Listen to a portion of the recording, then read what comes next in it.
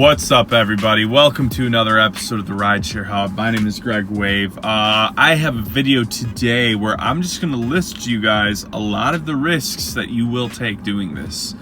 So jumping right into it, number one, the risk you are always at is getting in an accident. You got to think statistically, the odds of us getting in an accident is way higher than anyone else because of how much more often we're on the road. I drove for 2.5 years before I finally got in an accident. I went through a green light. This guy blew a red light and he just smashed the side of my car. And I will say it was an incredibly annoying thing to deal with because Uber and Lyft are kind of shady with how they deal with the accidents. If you get in one, they're really not all that helpful. So it is a big risk. You know, what happened for me is my car was in a shop for 2 weeks. The insurance took care of it. But the problem was I didn't even get a rental because I wasn't 25 yet. So if I wanted to get a rental, even though the insurance was going to cover most of it, I was still going to have to pay $50 a day because I was under the age of 25 at the time. So I ended up not doing it because obviously that's just, you know, crazy to spend that much money on a rental, you know, went for something that wasn't my fault. You know, and the rental I wasn't even going to be able to use for Uber and Lyft. Now, at the time, I didn't know about the rental car program, so now I would say if you do get an accident, look into that, especially because you can return it whenever you want. So if your car's going to be in the shop for 2 weeks, rent a car for 2 weeks, and then you can drive. But it is a huge risk as accidents because it is just a pain in the butt. Number two is flat tires and just kind of general maintenance problems that are unforeseen. So I don't know how many times I've had to replace tires doing this, but a lot. Because you never, like, again, being on the road that much, your odds of running over a nail or something are a lot higher. One of the more frustrating ones I had is a rabbit ran into the middle of the road while I was driving. And then he passed the car and then he doubled back at the last second and this entire panel on my bumper came out. And it was just so aggravating, but all those things are going to happen because you're more prone to it because you drive so often. So that's another one. The next one is rate cuts. Obviously, if you've driven any length of time, you know about this because they cut the rates constantly. And in general, it feels like they're just kind of cutting the rates until we all quit and they move to automation. It is a risk you take. It's a massive risk because if you're used to a consistent amount you make and then all of a sudden next month they take 20 cents off per mile, that's going to drastically affect how much you make in a week. So I feel like the rates are going to be pretty consistent for a while, but at the same time, Uber and Lyft, they've always been unpredictable and they're definitely not exactly for the driver. So just be ready. That could happen at any moment and it's going to screw you over. Number four is people. We've all heard the stories. There are wild, wild stories about just what has happened to drivers. I will say I wouldn't pay too much mind to this. You got to think there's I don't know how many rides given a day, but I got to imagine there's hundreds of millions of Uber rides given every single day throughout the entire world. So we hear about a crazy story once every few months of a driver getting killed or, you know, something really bad with the passenger. So you got to really think, you know, the odds are very, very low that something's actually going to happen to you. I mean, if you're really that scared about that, it's almost like you shouldn't walk outside because you could get struck by lightning. You shouldn't get on an airplane because the plane could crash. You know, that's what the numbers really look like. You know, it's going to be 1 out of 100 million chance that you get a serial killer in your car. So don't pay too much mind to that, but it is a risk. You know, these are human beings who are incredibly unpredictable and we don't know, you know, what any single person is capable of. So just be wary. You know, I try to stay very, you know, cautious with every single ride, no matter how friendly they seem, because you just never know. Let's see.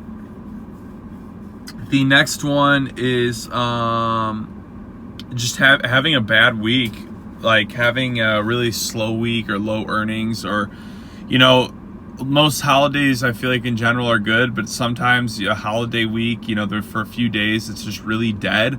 And a slow week is a risk you always take, because if you depend too much on it, it could screw you over with your bills. So it's just something you got to watch out for.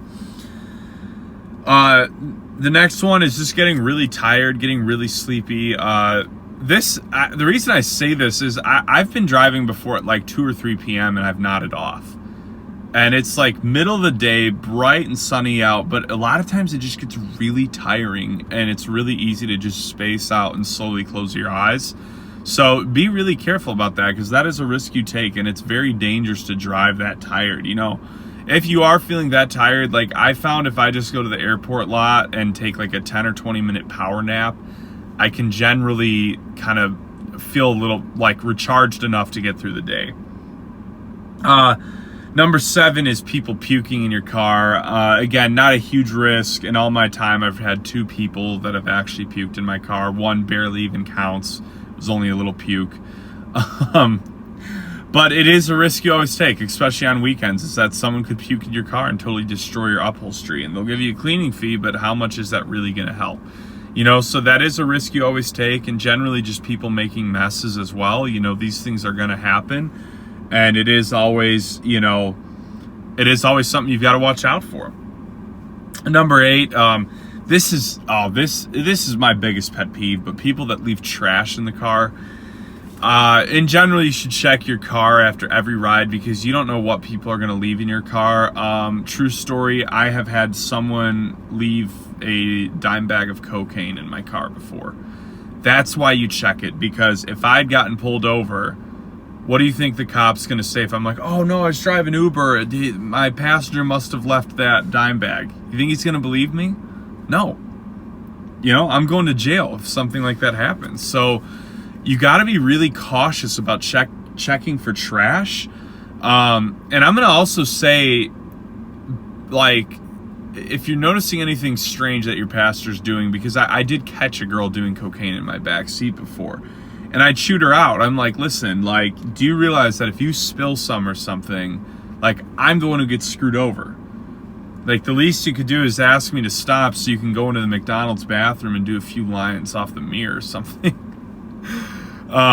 But yeah, you got to really like be checking for trash, because you don't know what, like, I've also had people leave beer bottles that were like half full, because I didn't know they were in the back. I didn't see them bring it in, and they were like quietly drinking while I'm talking to the guy in the front, or whatever the scenario was. But it will happen, so watch and always check your seats.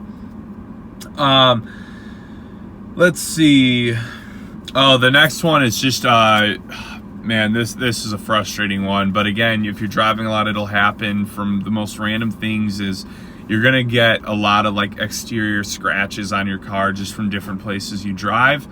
For me, I've noticed a lot of times in like a backwoods neighborhood, they've got low-hanging trees and it just scratches up my car. It's just something you got to deal with. You know, for the most part, you can usually buffer things like that out pretty easily, but it's still very annoying. But again, you drive that much, it's gonna happen. Whether it's rocks flying off from a truck, there's so many ways things like that can happen. And the last one I have for you guys is bad drivers and crazy pedestrians. So this is especially big on your weekend driving for both scenarios. I have had so many times where I feel like guys have almost sideswiped me because I'm 90% sure they were drunk driving. There's wild drivers out there, and you're gonna have some close calls. If you're weekend driving, be extremely alert, because there are some wild freaking people, you know, so you just got to be really freaking cautious. And then as far as the pedestrians, man, like, especially on weekends, I've had way too many close calls where I get a green light and someone sprints out at the last second. I don't know if they had too many drinks or what, and like, that's just a scary scenario to be in. So especially on the weekend driving, guys, be incredibly cautious, because that is a huge risk you could take. And the reality is, even if it's their fault, you know, it's still something that's just not good. It's just not good to deal with, you know. So be really alert, be really cautious for all these things, guys. I honestly hope and pray that none of them happen to you. But yeah, that's what I got for you guys today. I don't mean any of this to scare you, just for you guys to all be more aware of some things that could happen. So stay safe, guys, and have a good day / week / month / year of driving.